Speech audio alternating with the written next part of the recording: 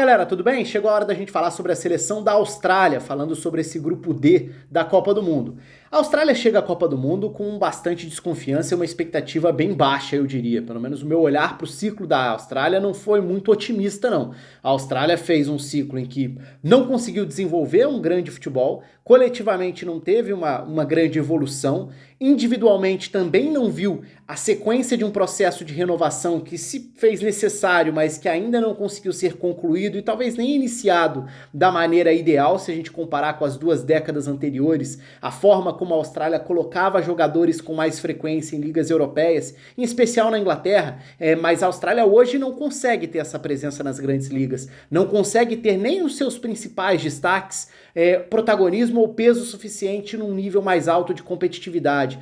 E coletivamente a gente também não viu esses nomes sendo potencializados, tanto que a Austrália precisou passar pela repescagem, aliás, uma dupla repescagem, né? A Austrália ficou atrás de Japão e Arábia Saudita no seu grupo nas eliminatórias, o que a colocou na repescagem continental, a repescagem da Ásia. Lembrando, a Austrália joga pela Ásia, né? No mundo do futebol, a Austrália pertence à Ásia. É sempre bom fazer essa ressalva. Mas então a Austrália precisou jogar a repescagem asiática contra os Emirados Árabes, que tinha sido terceiro colocado do outro grupo, e aí o grupo de Irã e Coreia do Sul, e aí, depois dessa repescagem, que a Austrália vence os Emirados Árabes, foi enfrentar a seleção peruana na repescagem intercontinental. E aí precisou dos pênaltis para eliminar o Peru e chegar à Copa do Mundo. Então assim, por mais que a Austrália seja, ao longo dos últimos anos, dos últimos ciclos, uma presença constante em Copas, eu diria que esse é um dos momentos mais alarmantes da seleção australiana em relação ao futebol. Porque a gente viu um processo nos anos 2000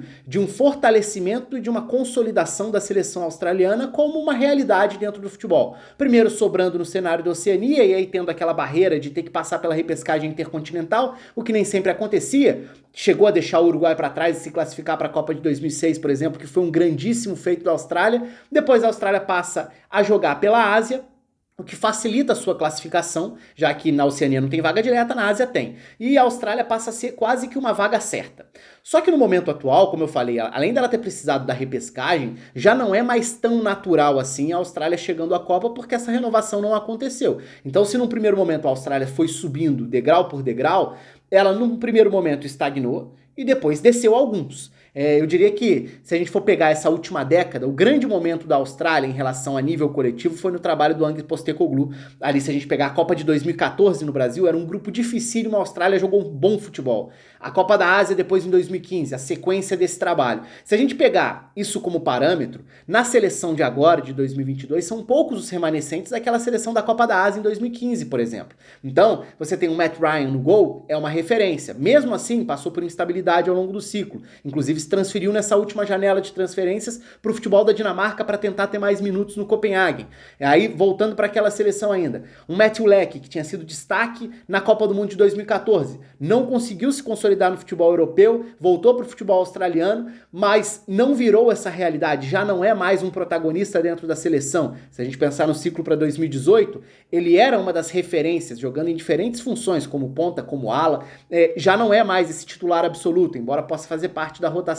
Então, assim, são poucos os jogadores daqueles remanescentes. O Sainsbury é o outro, chegou a ficar fora, o zagueiro. É uma peça importante, vou falar um pouco sobre a função dele, mas até a sequência dele na seleção chegou a ser colocada em dúvida porque ele não conseguiu se firmar em clubes e estava sem clube até pouco tempo atrás. Acabou fechando com uma equipe do Catar para jogar esse segundo semestre de 2022.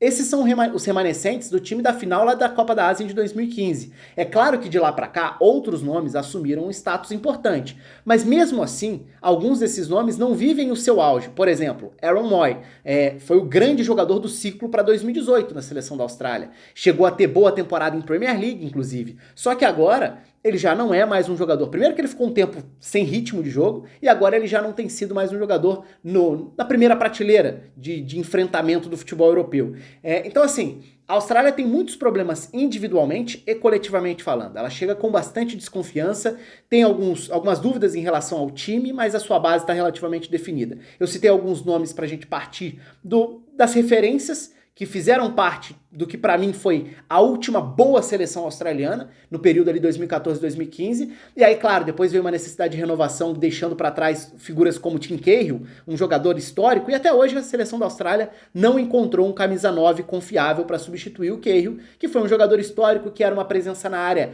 que mudava o nível do ataque da Austrália. Então, enfim, acho muito, vai ser uma surpresa para mim se a Austrália fizer uma boa Copa do Mundo e se tiver alguma chance de avançar dentro do grupo em que a disputa pela terceira posição parece aberta. Agora, conseguir se classificar num grupo que tem França e Dinamarca já seria uma zebraça, na minha opinião. Então vamos olhar para o campinho para a gente falar posição por posição. Já falei sobre o gol, né? O Matt Ryan tende a ser o titular, embora tenha sofrido com falta de minutos, né? Ele chegou a ter um período de titularidade no Brighton, depois perde essa titularidade, passa pelo Arsenal, mas praticamente não joga, agora tá no futebol da Dinamarca jogando pelo Copenhague.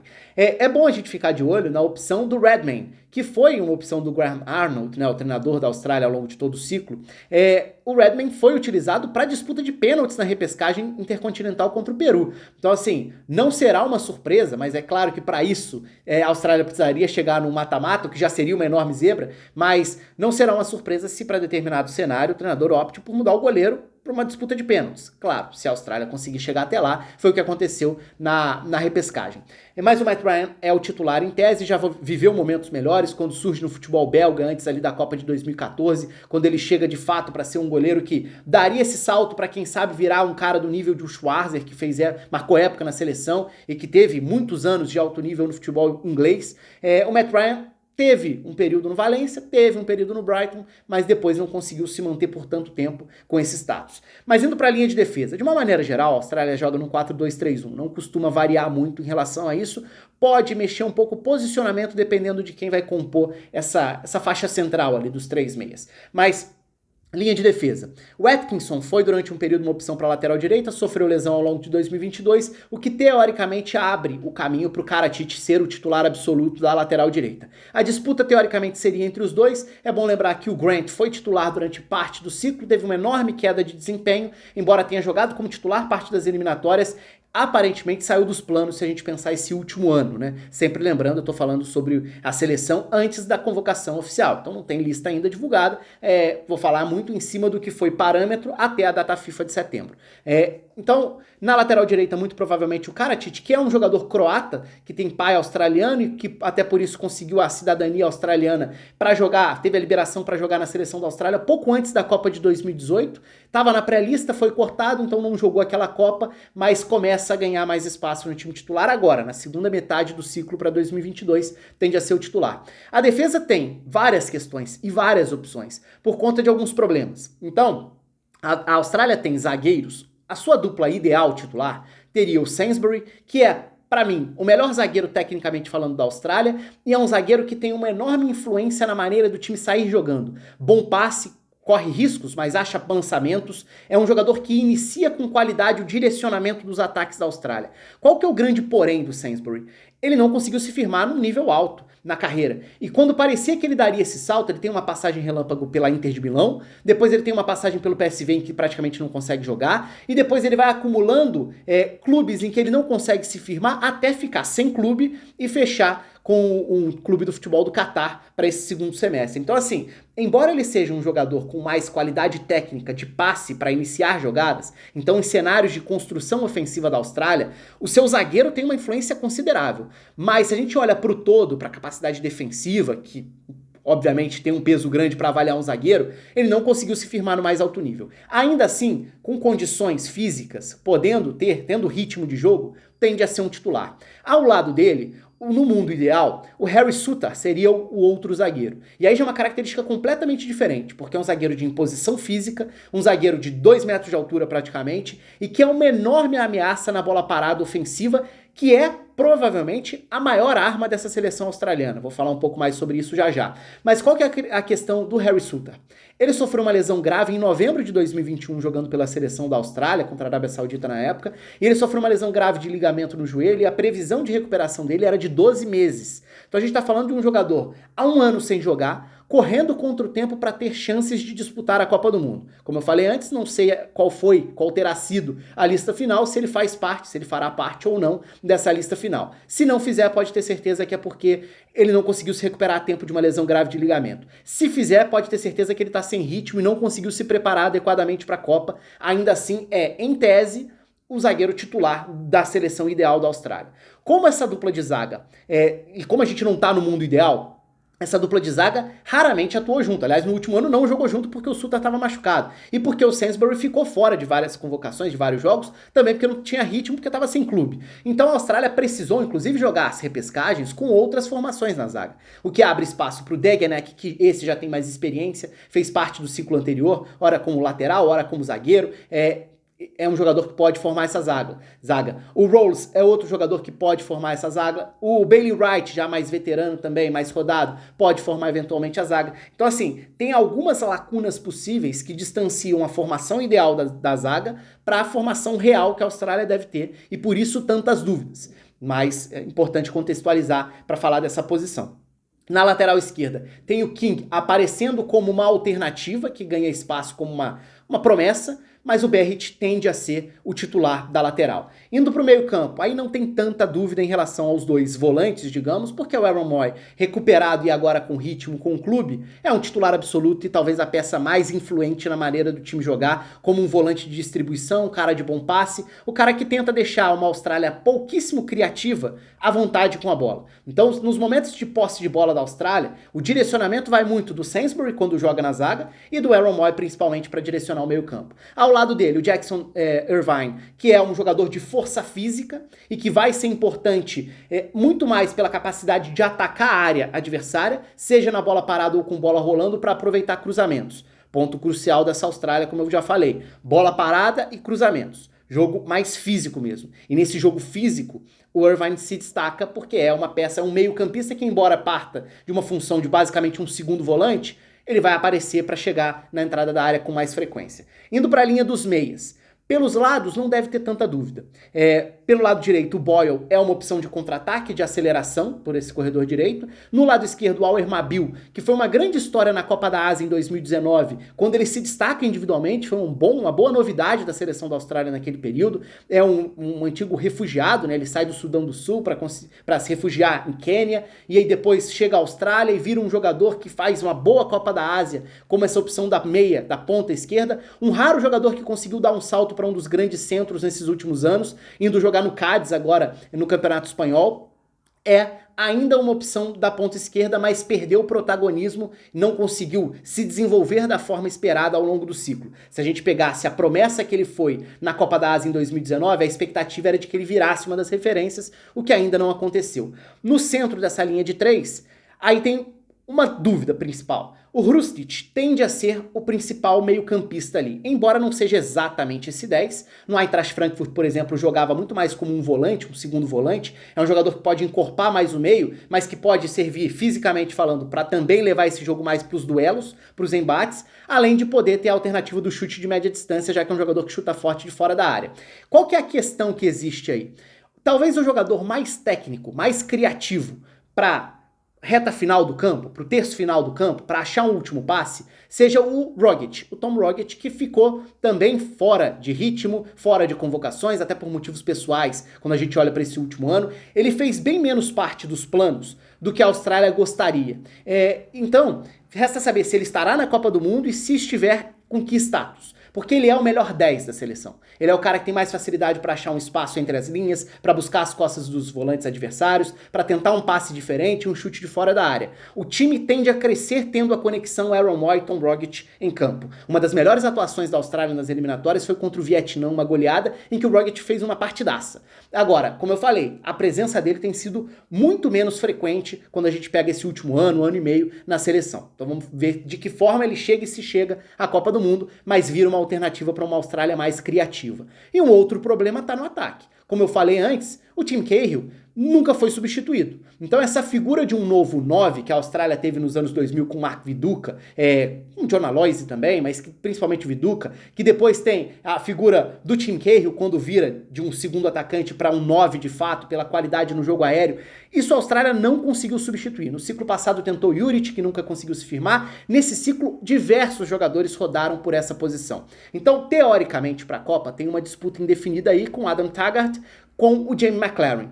O Maclaren talvez tenha um status de titular, até por ser um goleador de muitos anos no futebol australiano. Então ele tem mais essa proximidade da impressão do próprio público, acho que um apoio nacional que tende a ir mais na linha dele. Tem o Duke como opção para um pivô também, para fazer uma outra função, mais menos goleador no comando do ataque, e o Taggart, que esse já rodou um pouco mais no futebol asiático, né? Jogou no futebol do Japão, joga no futebol do Japão, jogou no futebol sul-coreano também. São as opções para o comando do ataque. Agora, nenhum deles conseguiu se firmar como um 9 confiável, como um goleador pro alto nível. Então esse é um problema da seleção da Austrália, que tentou diversos outros jogadores nesse ciclo, inclusive o Matthew Leck como uma opção de um 9 mais móvel, para ser aí, na verdade, um ponta de origem, mas para jogar como um 9, talvez para puxar contra-ataque, para ter esse tipo de alternativa num cenário mais de transições. Pode ser, mas acho muito mais uma questão mais emergencial, mais circunstancial, já que embora a Austrália não consiga encontrar um cara indiscutível para o comando do ataque, as opções tendem a ficar por Maclaren, Taggart e quem sabe o Duke também. Acho que são os três principais nomes que brigam por esse espaço da camisa 9. Falando de opções, eu falei do Matthew Leck, falei de opções em outros lugares do campo. O nome que vale a pena prestar atenção e que provavelmente estará na Copa é o do Garang Kuol, que é um garoto de 18 anos, que conseguiu dar um salto importante nesses últimos meses. Então, em toda essa carência de renovação, na falta de grandes nomes, numa geração que não consegue se aproximar do nível da anterior, de poucos jogadores que conseguem ir para centros europeus, o Garang Kuol conseguiu aproveitar muito bem a data FIFA de setembro e nos minutos em que teve em campo nos amistosos contra a Nova Zelândia, mostrou que pode ser, quem sabe, algo novo, um fato novo aí, digamos.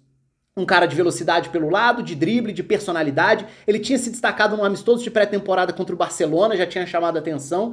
Conseguiu aproveitar o espaço na seleção nessa data FIFA. Garantiu a transferência para o Newcastle United, né, para o Newcastle da Inglaterra. Estou diferenciando porque tem o Newcastle na Austrália também. Mas conseguindo ir para uma Premier League para no futuro, quem sabe, tentar se firmar nesse nível. Então é a principal promessa. A expectativa de que se a Austrália pode ter algo diferente para apresentar na Copa, talvez seja essa arma de segundo tempo. Um cara para tentar um brilho individual em algumas jogadas, mas um garoto que ainda não foi testado para valer e que pode carregar essa expectativa.